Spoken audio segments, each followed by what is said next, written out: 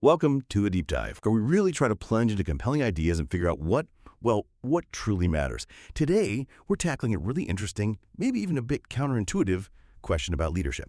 When you picture a strong leader, often your mind jumps to someone really decisive, maybe the loudest voice, right? Or that super brilliant technical expert who just always has the answer. But what if that image, that whole idea of control and certainty, isn't just maybe outdated, but actually kind of stifles the growth and innovation we really need? We're diving into this really powerful post by Gunther Williams. He's the CEO of Idaho Sewing for Sports, LLC. And the post is called The Go-Giver Leader, Cultivating Freedom and Trust Through Authentic Communication. Now, Williams, he isn't just spinning his own theories here. He's actually synthesized principles from a whole range of, frankly, incredible thought leaders. He's drawing from things like the power of TED. That's the framework helping people shift from victim thinking to being a creator when facing challenges. Also, the outward mindset. The philosophy about seeing others and their needs for collective success and conversational capacity, that's about balanced dialogue under pressure. Plus, the Go-Giver series, those parables about giving. And finally, leadership and self-deception, which digs into how our own biases, our boxes, stop us seeing clearly. So our mission today, it's really to unpack Williams's core insight that brilliant leadership isn't about commanding control. It's fundamentally about creating freedom and doing that through trust.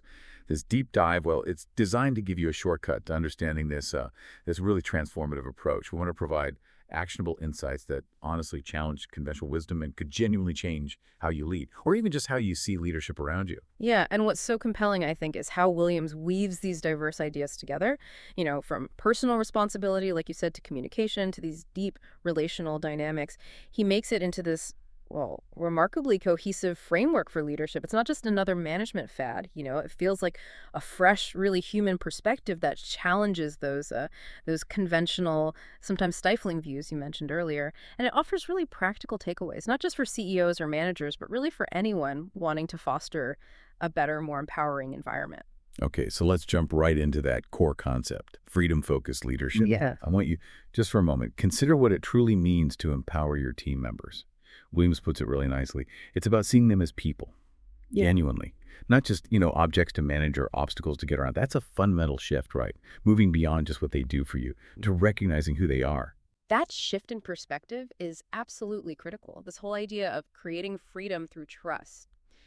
It's about building an environment where people aren't just ticking boxes. They can actually bring their authentic selves to work while still striving for excellence. Think about what that unlocks. Real creativity, better problem solving, genuine engagement. And a key piece of this, Williams points out, is leaders escaping their own self-deception boxes. What does that really mean?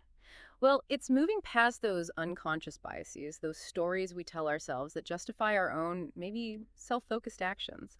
It means taking real responsibility for how you actually show up every single day. Your attitudes, your actions, how you communicate. It's moving away from being reactive, maybe blaming others, or just looking out for number one, towards a more intentional, human-centered way of leading that understands its own impact. It's realizing you're not just managing tasks, you're shaping an experience for other human beings. That's a powerful thought, escaping your own self-deception just to see others clearly. Okay, let's unpack this more because Williams points to three foundational principles that these freedom-focused leaders practice all the time. They're inspired by the Go-Giver books. He calls them laws, and they really do provide a clear sort of blueprint. So first up, the law of value. This isn't just about being generous. It means consistently giving more value than you take. It's about serving your team, your customers, the whole organization, not just extracting from them. And the real insight here isn't just doing more. It's about finding those leverage points where your effort actually delivers huge value to your team. Like maybe removing some subtle roadblock they didn't even see or offering support before they even ask. It's value that's anticipated and strategically given. Second is the law of authenticity. This is about building real, genuine relationships, showing up without the masks, just true connection.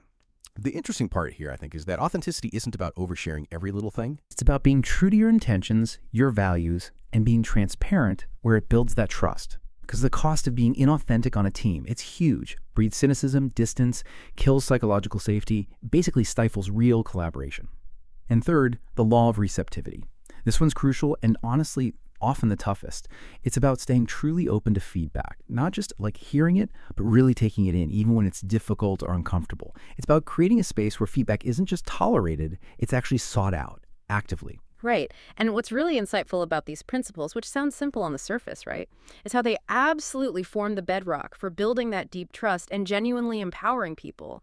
The law of value, it sets a positive, generous tone. Mutual contribution. Authenticity builds that human connection, which is, let's face it, the foundation of trust. And receptivity. Well, like you said, that's where the real growth happens for the leader and the team. But it's often the hardest because it means being vulnerable, admitting you might have blind spots, managing your own ego, which makes you wonder, doesn't it? How often do leaders truly practice all three? Especially receptivity when faced with tough, critical feedback. It's easy to say you're open, but how do you really react, when you hear something you don't like? That's a fantastic point. Sounds simple, but receptivity. Yeah, I can see how that's a major hurdle. What do you think is the biggest internal block to truly taking in challenging feedback, and how does a leader even start to break that down? Well, often I think the biggest block is just fear. Fear of looking imperfect, maybe fear of losing authority, or this underlying feel that admitting a flaw somehow undermines your whole position. It goes right back to Williams's idea of those self-deception boxes. We might fool ourselves into thinking we're always right or the feedback isn't valid, so dismantling it has to start with self-awareness, really. That means pausing before you react, asking clarifying questions, not defensive ones, when you get feedback, and maybe even proactively asking for critical feedback from people you trust. Telling them explicitly you want the hard stuff. It's about modeling that vulnerability, showing you value growth more than being right. That one act. It can be incredibly powerful for the whole team culture. Okay, and that leads us perfectly into where it gets really interesting, because Williams moves from these laws to three interconnected practices. Practices that freedom-focused leaders use to actively develop their teams. These aren't just ideas. They're actionable strategies, things you can start doing. So the first practice, cultivating conversational capacity. What does that actually look like day to day? It's the ability to balanced, open conversations, even when things get tense. High stakes, hot emotions, clashing opinions. Think about those meetings, right? Where one person dominates, or maybe people just clam up instead of disagreeing. Cultivating this capacity means actively encouraging different views, really listening, and maybe the hardest part, not getting defensive yourself. It's about staying curious, genuinely curious, not just waiting to jump in and argue your point. Absolutely. And this is exactly where psychological safety becomes so vital. It's deeply embedded in Williams's take on conversational capacity.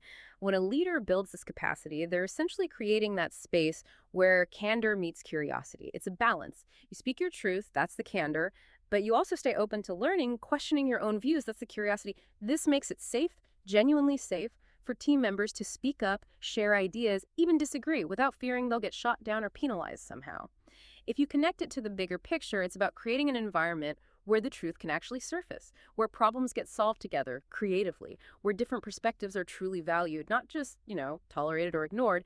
Imagine a team where someone feels safe enough to say, hang on, I think we might be making a mistake here, without career suicide flashing before their eyes. That's the power of it. Okay, on to the second practice, approaching challenges with an outward mindset. This one, pulling from the outward mindset stuff, it really does shift your perspective. It means focusing on the collective results, the we, not just your personal agenda or what's easiest for me. It's about helping your team and yourself see beyond that self-focus, to really grasp how your work, your decisions, your actions impact others, inside the team, across the organization, even outside. It is a fundamental shift. It changes the very questions you ask. From that inward-looking, how can others help me succeed? How do I hit my targets? Freedom-focused leaders with this outward mindset ask, how can I help others succeed? How can we, together, get a better result for everyone involved?